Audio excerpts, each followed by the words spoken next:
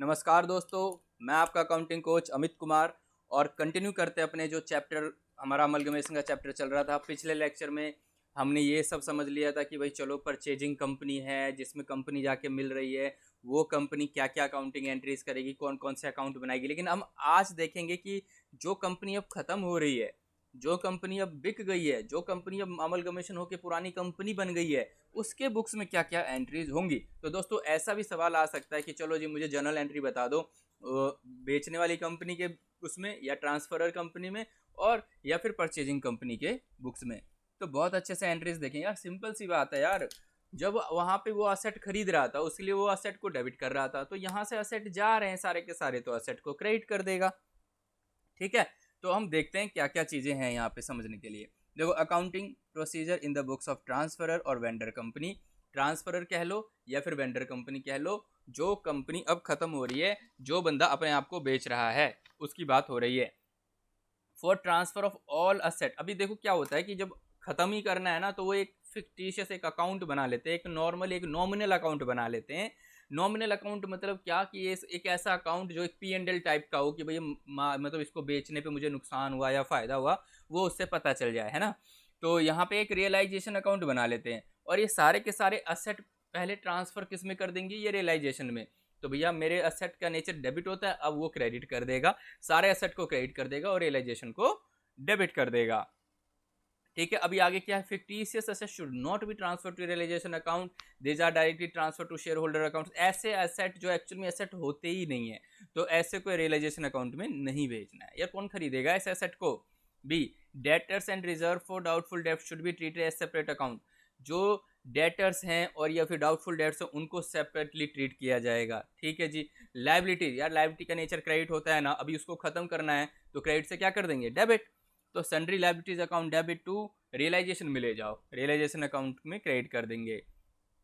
फिर क्या है, देखो अब जब लाइबिलिटी को पेमेंट कर रहे हैं, अब लाइबिलिटी की पेमेंट भी तो होगी ना, तो रियलाइजेशन टू बैंक से पेमेंट हो जाएगी क्योंकि लाइबिलिटी तो ऑलरेडी खत्म हो गई ना, तो रियलाइजेशन टू बैंक करेंगे। और entry to record the sale of business, जब हम बिजनेस को ही सेल कर रहे हैं तो अभी तक सारे का सारा तो रियलाइजेशन में चला गया, तो अब कंपनी जिसको हम जो कंपनी खरीद रही है अब वो रोल में आएगा और उसको हम कर देंगे ट्रांसफर या company account debit to realization account. Realization account को क्रेडिट करेंगे with amount of purchase consideration. अब करते हैं जी, रियलाइजेशन का अगर खर्चा हो गया तो वो भी रियलाइजेशन अकाउंट से करो। भाई ट्रांसफरर कंपनी बॉर्न कर रही है उस एक्सपेंस को, तो realization account debit to bank, सारा का सारा खेल रियलाइजेशन के थ्रू होगा। अगर ट्रांसफरी कंपनी मतलब जो कंपनी नई बनी है अगर वो खर्चा बेयर कर रहा है तो आप क्यों एंट्री करोगे यार। वही चीज़ है ना, जब आप दो दोस्त जा रहे हो कहीं मार्केट में कुछ खाने के लिए, जब आपके जेब से पैसे ही नहीं जा रहे तो फिर आप क्या हिसाब लगाओगे, जिसके जेब से पैसे जा रहे हैं वो हिसाब लगाएगा।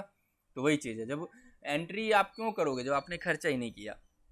ठीक है जी। If paid by transfer company ने पे तो कर दिया लेकिन बाद में ना रिम्बर्स कर लेते, ऐसा है देख भाई तेरे पास आज पैसे नहीं ना, कोई बात नहीं मैं खिला देता हूँ, लेकिन ये पैसे तू मुझे कल दे देगा क्योंकि कल तो तेरे पास पैसे होंगे, मतलब रिम्बर्स कर देगा। तो ऐसे में क्या है, पहले तो रियलाइजेशन टू बैंक है, पहले तो आपकी जेब से पैसा चला गया लेकिन बाद में पैसा आ भी तो जा रहा है, तो bank account debit to realization account reimbursement की कर देंगे। For closing preference share capital, भैया प्रेफरेंस शेयर कैपिटल को आप खत्म कर रहे हो, कैपिटल को आप क्या करते थे हमेशा क्रेडिट करते थे और खत्म करोगे तो क्या कर दोगे यार, कैपिटल को डेबिट कर दो। और प्रेफरेंस शेयर होल्डर को अपने सर पे बिठा रखा था आपने, डेबिट कर रखा था उसको, अब क्रेडिट करके खत्म कर दो, लायबिलिटी खत्म हो गई। और amount payable to preference share holder, preference share holders को जो भी देना है वो दे दो। Preference share capital realization account debit to preference share holder account.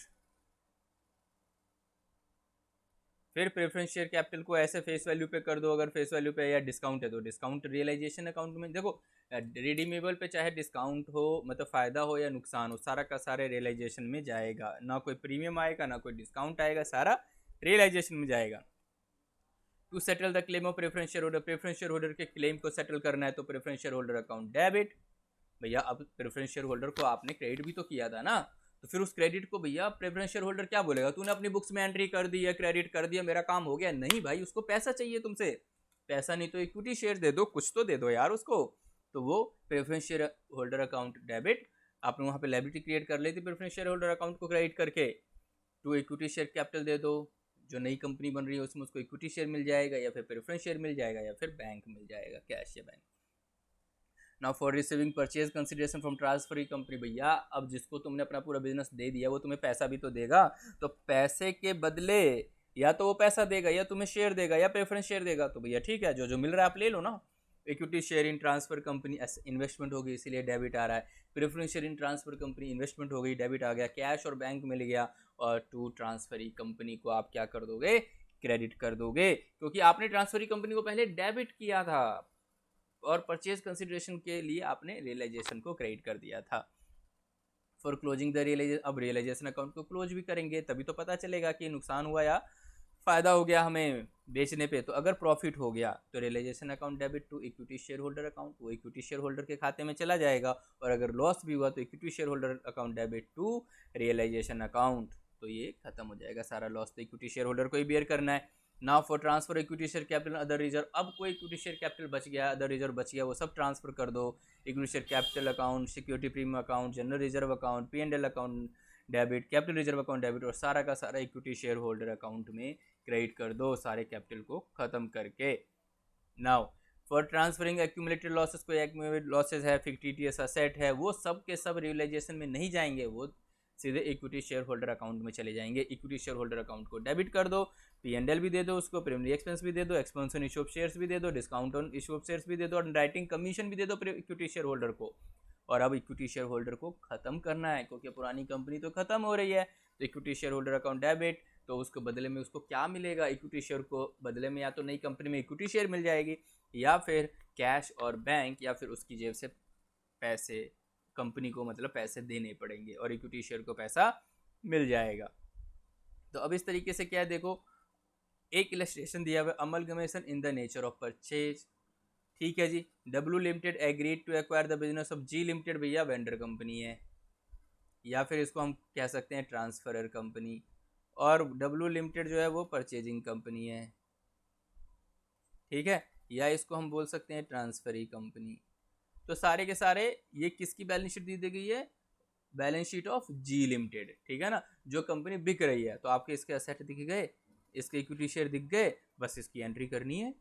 और देखो कुछ यहाँ पे नीचे एडजस्टमेंट दे रखी है कि अगर कैश पेमेंट है ₹2.5 फॉर ईच, मतलब ये है कि जी लिमिटेड में जितने शेयर होल्डर है ना उनको ₹2.5 कैश भी दिया जा रहा है, और 90,000 इक्विटी शेयर्स को पूरी वैल्यू के लिए मिल रहे हैं, और 90,000 को ₹15 के शेयर्स मिल रहे हैं नई कंपनी में। ओके जी, डब्ल्यू लिमिटेड ने डिस्चार्ज किया भैया डिवेंचर की जो तुम्हारी लायबिलिटी थी 20% प्रीमियम के साथ, वो भी हम दे रहे हैं, ठीक है। ओके जी, ना उसके बाद कंसिडरेशन जब कैलकुलेट करना, तो ये देखो तुम्हारी एसेट की वैल्यू, लैंड एंड बिल्डिंग की वैल्यू ये है, प्लांट एंड मशीनरी की वैल्यू ये है, स्टॉक ये है, डेटर्स ये है, और डाउटफुल डेट्स का 5% है, और कॉस्ट जो है liquidation which was borne by W limited. W limited कौन है, जिसने कंपनी को खरीदी है यार, जो बंदा खरीद रहा है, तो बेचने वाले के बंदे के बुक्स में तो ये एंट्री होगी नहीं। तो हमने जो जो पढ़ा है ना वो आपके एडजस्टमेंट में दिख रही है। तो सबसे पहले कैलकुलेशन ऑफ परचेज कंसिडरेशन, उसको क्या क्या मिल रहा है purchase in the nature of purchase है ना, तो देखो जी कैश मिल गया उसको, और 90,000 शेयर्स पहले ही लाइन में है, ये आ गया परचेज कंसिडरेशन, ठीक है। अब आप बना लो रियलाइजेशन अकाउंट। रियलाइजेशन अकाउंट का सिंपल फॉर्मेट है, सारे के सारे एसेट यहाँ डाल दो यार, खत्म कर रहे हैं ना हम इस एसेट को, land and building, plant, stock, debtors, banks, ठीक है, ये सारे के सारे यहाँ आ जाएंगे। डिवेंचर की लायबिलिटी खत्म हो रही है, लायबिलिटी, परचेज कंसिडरेशन यहाँ आ जाएगा। ये सब थोड़ा सा फॉर्मेट याद भी कर सकते हो, ये क्वेश्चन आता है तो आपको करना ही है भैया। मैं बता रहा हूँ बार बार, कॉर्पोरेट अकाउंटिंग में अगर ऐसे क्वेश्चंस आते हैं जहाँ पे फॉर्मेट डिफाइन है, आपको चीज़ें थोड़ी सी याद रखनी पड़ सकती हैं, तो आप रख लो, और ऐसे क्वेश्चंस को जरूर अटेम्प्ट करना, क्योंकि स्टेप मार्किंग भी होती है तो आपको अच्छे मार्क्स मिल जाएंगे, ठीक है। गुडविल अकाउंट डेबिट, अब यहाँ देखो परचेज कंसिडरेशन कर दिया, तो जो बैलेंसिंग आ गया ना, ये बैलेंसिंग फिगर है, ये क्या हो गया, प्रॉफिट हो गया। अब देखो जर्नल एंट्री कर लेते हैं भैया, मैंने बताया भी था कि रियलाइजेशन अकाउंट क्रिएट हो जाता है और सारे के सारे असेट क्रेडिट हो जाते हैं, ठीक है। अब वही सारी चीज़ें, डिवेंचर, क्रेडिटर्स, लायबिलिटी खत्म होगी, रियलाइजेशन में चला गया, डब्ल्यू लिमिटेड रियलाइजेशन, परचेज जो भी आपने ऊपर देखा ना उसी की एंट्री है ये। फिर इक्विटी, बैंक मिल गया, इक्विटी मिल गया, अब यहाँ पे ये 15 लाख की ये शेयर्स क्रेडिट हो गए डब्ल्यू लिमिटेड के, realization to equity share holder, ये सारे के सारे रिजर्व ट्रांसफर हो गए, और फिर इक्विटी शेयर होल्डर को पैसा मिल जाएगा। तो आप प्लीज़ इसको 1 से 2 बार करना। Journal entries the books of W limited, W limited की बुक्स में क्या जर्नल एंट्री में, तो जो बंदा परचेज कर रहा है यार, खरीद रहा है ना, तो उसको क्या करेगा वो, business purchase account debit to liquidator of G limited. भैया वो तो बोलेगा मैं 15 लाख लिक्विडेटर को दे रहा हूँ, मुझे तो बस बिजनेस परचेज करना है, बिजनेस परचेज कर लिया। फिर लैंड आ गए, स्टॉक, सारे के सारे एसेट इसके पास आ गए, सारी की सारी लाइबिलिटी आ गई। तो अगर डेबिट में बैलेंसिंग फिगर आ गया, तो मैंने बताया था ना कि अगर पैसा ज़्यादा दिया और एसेट अगर कम आए तो वो बैलेंसिंग फिगर गुडविल में होगा, और अगर उल्टा एसेट ज़्यादा है लाइबिलिटी कम है तो फिर वो कैपिटल रिजर्व में चला जाएगा। तो वही सारी चीज़ें। फिर लिक्विडेटर जो है बंदा 15 लाख की कहाँ बांट देगा, इक्विटी शेयर, सिक्योरिटी प्रीमियम और बैंक कैश दे देगा। फिर देखो डिवेंचर को आपने नई डिवेंचर दे दिए, सिक्योरिटी प्रीमियम को डिस्काउंट से नॉक ऑफ कर दिया, गुडविल टू बैंक हो गए। कोई खर्चा आपने बियर किया है ना, तो आप एंट्री करोगे। लेकिन आपने क्यों किया खर्चा भैया, गुडविल टू बैंक, गुडविल थी ना उसकी, अच्छी, इतनी अच्छी कंपनी थी, इसका खर्चा भी आपने बॉर्न कर लिया, तो गुडविल टू बैंक हो जाएगा। तो प्लीज़ आप 1 से 2 क्वेश्चन करना और अटैम्प्ट जरूर करना, इस क्वेश्चन को, अच्छे नंबर आ सकते हैं। तो इस तरीके से हमने ये भी देख लिया, जर्नल एंट्री भी देख लिया है, और हमने 1-2 क्वेश्चंस भी देख लिए। अगला डिसेंटिंग शेयर होल्डर्स। डिसेंटिंग क्या है, जो बंदा नहीं मान रहा, ऐसे शेयर होल्डर जो बोल रहे नहीं मैं तो इसके फेवर में नहीं हूँ कि ये अमलगमेशन हो। तो डिसेंटिंग शेयर होल्डर ऐसे लोगों को बोलते हैं, ऐसे शेयर होल्डर जो अमलगमेशन या एब्जॉर्प्शन की स्कीम को एक्सेप्ट नहीं कर रहे। ठीक है, तो shares of dissenting share holders may be acquired by the transfer company, ऐसे शेयर होल्डर को भी ट्रांसफर कंपनी एक्वायर करती है ऑन द सेम टर्म्स। जो शेयर होल्डर जो तैयार हो रहा है जिसपे, या वो जो अमलगमेटिंग कंपनी और डिसेंटिंग शेयर होल्डर बात आपस में बात करेंगे, मुझे तो इतना चाहिए वैसा चाहिए, इस तरीके से उनको मना सकते हैं, या फिर कोर्ट जो ऑर्डर दे देगी। ठीक है, तो अब ये क्या है, transfer paid up value of share capital, ऐसे लोगों का जो डिसेंटिंग शेयर होल्डर का जो भी पेड अप वैल्यू है वो सेपरेट अकाउंट में चला जाएगा, डिसेंटिंग शेयर होल्डर्स अकाउंट में चला जाएगा। एक्यूमुलेटेड प्रॉफिट और लॉस है वो ट्रांसफर नहीं होगा डिसेंटिंग शेयर होल्डर अकाउंट में। और pass required entry for the payment to dissenting share holder को, जो भी पेमेंट हो रही है उसकी एंट्री पास कर दो। डिसेंटिंग शेयर होल्डर्स को ज़्यादा भी मिल सकता है, कम भी मिल सकता है, ऐसे लोगों के मुकाबले जो मान गए थे। तो अब देखते हैं डिसेंटिंग शेयर होल्डर्स का एक क्वेश्चन भी दिया गया है कि भैया एक्स लिमिटेड ने वाई लिमिटेड को बिजनेस को खरीद लिया, ये बैलेंस शीट है। ठीक है, अब एक्स लिमिटेड ने सारे एसेट खरीद लिए, वाइंडिंग अप एक्सपेंसेस भी बॉर्न कर दिया, उसके बाद ये देखा कि भैया शेयर होल्डर्स को 90 पेड अप के वैल्यू के हिसाब से देंगे। ठीक है, now dissenting share holder, 200 share holder ऐसे हैं जो डिसेंटिंग है।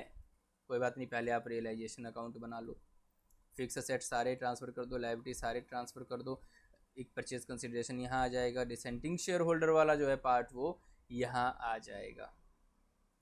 फिर ये है कि शेयर होल्डर, जो ऐसे शेयर होल्डर जो मान गए थे उनका, जो शेयर होल्डर नहीं माने थे वो उनका अलग से बन जाएगा। ये देखो बैंक अकाउंट बन गया। आप एंट्री एक बार देख लेना, बिजनेस परचेज, ये नॉर्मल सा कॉन्सेप्ट है, ये आपके इतना इंपॉर्टेंट नहीं है, बट फिर भी आप एक बार देख लेना, थ्योरी आती है तो आप अटेम्प्ट कर सकते हो। तो इस तरीके से हमने अमलगमेशन का चैप्टर फिनिश किया है। तो दोस्तों नेक्स्ट लेक्चर में अगला चैप्टर करेंगे, और वो भी एक फॉर्मेट बेस्ड चैप्टर है। आप फॉर्मेट भी समझ लोगे, थोड़ा सा कॉन्सेप्ट समझा दूंगा मैं, कॉन्सेप्ट समझ लोगे तो वो चैप्टर भी आप कर सकते हो।